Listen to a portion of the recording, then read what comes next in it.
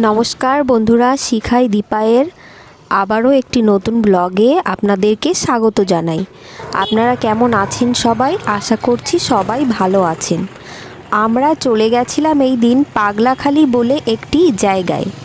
আমরা যারা পাগলাখালি গেছি তারা তো সবাই জানি, আর যারা জানি না তাদের জন্য বলছি, এটি আমাদের নদিয়া জেলায় অন্তর্গত কৃষ্ণগঞ্জ থানার অধীনে পাগলাখালি বলে একটি জায়গা। ভোলে বাবার দর্শনার্থীরা সবাই এখানে হেঁটে হেঁটেই যাচ্ছি।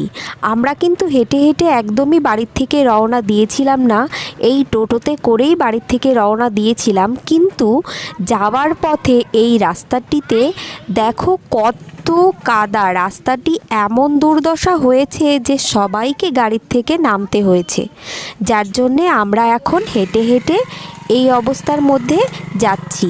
মাঝে আবার বৃষ্টিও হচ্ছে। এটি কিন্তু পাগলাখালির মধ্যেই পড়ে এই রাস্তাটি।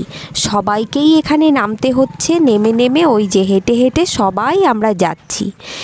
এই মেয়েটি এই যে খালি পায়ে যাচ্ছে, দেখো কত সুন্দর করে সেজে গুজে যাচ্ছে।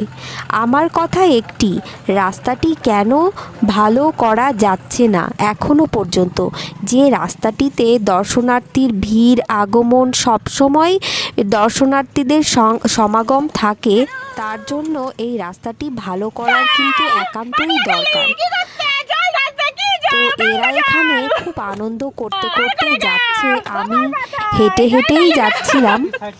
আর এখান থেকে খুব একটা বেশি দূরে নয়, 2 মিনিটের রাস্তা। তো আমরা এখন পুজো দিতে চলে এসেছি পাগলাখালিতে। সবাইকে নমস্কার, সবাই ভালো থেকো, সুস্থ থেকো, টাটা।